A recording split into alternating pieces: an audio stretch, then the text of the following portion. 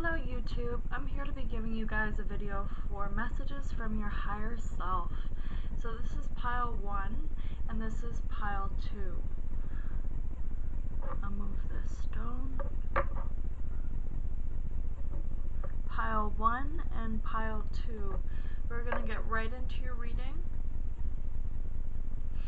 So for your tarot cards, you have the Ace of Cups. So this is a message from your higher self that you need to start filling your own cup.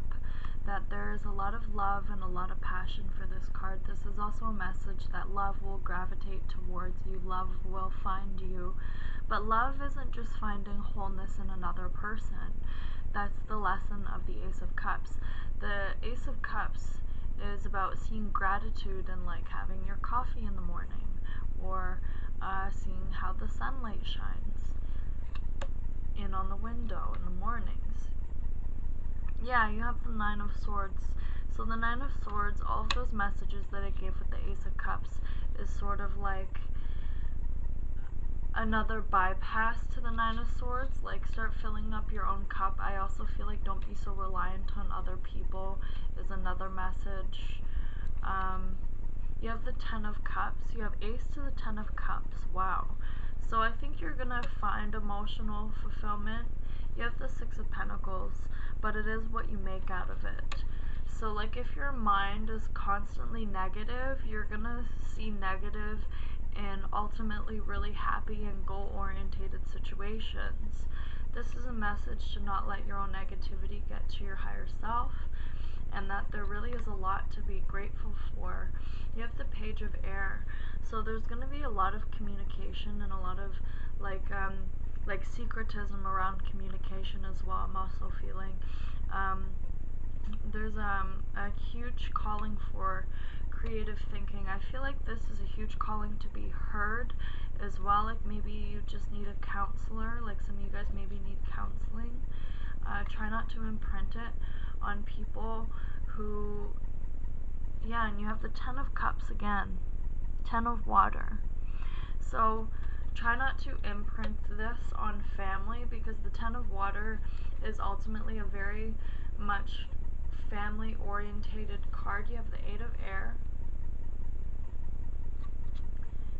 and the Two of Earth. So your higher self is saying there is going to be times where you're going to be conflicted. There is going to be times when you're juggling a lot, but you're going to have a lot of family support more than you know. If you're feeling like family is away from you right now, they're going to be back really, really soon. I want to say some of the illusions that I'm feeling in the Nine of Swords aren't exactly there, because you have like a whole cycle of cups going here, and you actually have Ten of Cups twice.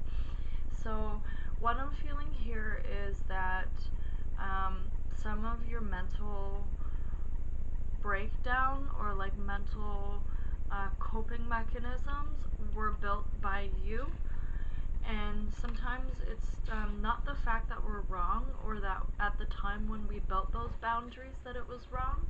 It's just that we need to develop new forms of self-awareness. And yes, that is all I have from your pile.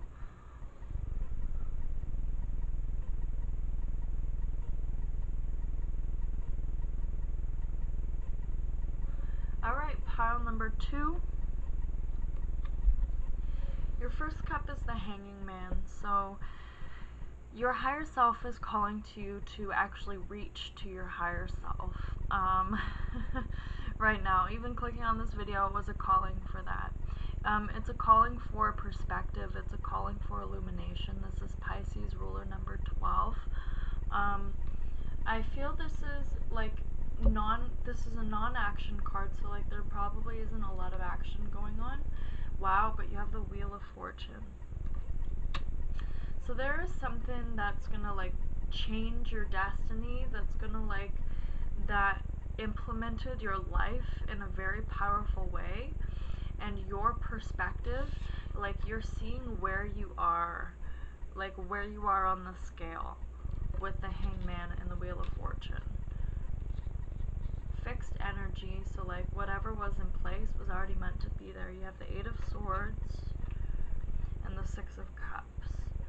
So I feel like for a lot of you, this has to do with lovers.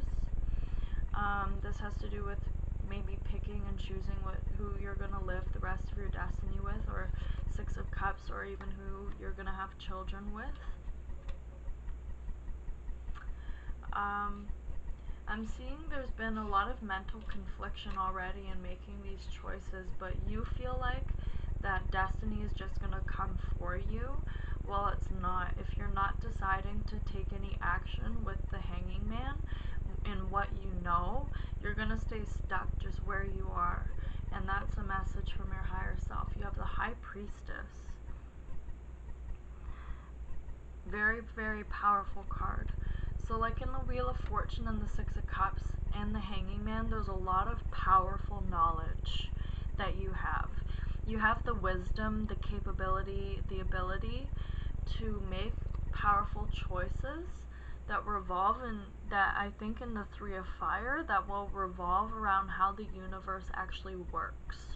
That how the people when they look outside in the world, how it's going to be different. That's the major impact that you have. And you have the Justice card, and of course you have that major impact. And the Ten of Fire.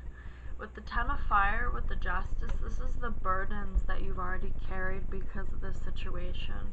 This is, ultimately, the truth is going to come out. Not only the truth is going to come out, but the service that you're supposed to play is going to come in very soon. And a key word is service, because I'm actually feeling like for you guys, for pile 2, I want to take out some extra cards. I want to see for pile number 2. Okay, wow, and the service card came out. I actually shuffled that. So my teacher, who has a large following throughout the world, once asked, "Are you the guru of the whole world?" He looked down and softly replied, "I am everyone's servant, that is all." Wow, so that one tried to come out. Okay, I'm actually going to shuffle this now and try to get a couple of real, authentic messages. You have the door to transcendence. Bhakti opens the door into a love that transcends the frailties of material life. So, you already understand that life and death is a natural part of life. And you don't hold many ties, like you're a very free-spirited person, I'm feeling.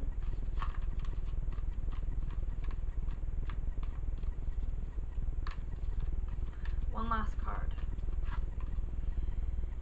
And you have yoga, so you're just being called to practice a spiritual nature in itself, to be self-aware, I think, and contemplating karma. So contemplating one's karma is not meant to engender sadness or guilt. It's meant to inspire emotional and spiritual growth through wise and compassionate choices. Alright, so that is all I have for you guys. Thank you so much for watching. Please like, subscribe, and comment to my channel. I really hope this resonated for you guys. I really appreciate doing readings for you guys. It's always lovely coming in and channeling these messages for you. I did lose 5,000 subscribers, so I'm trying to regain those subscribers back. And thank you for your guidance, Spirit, and goodbye.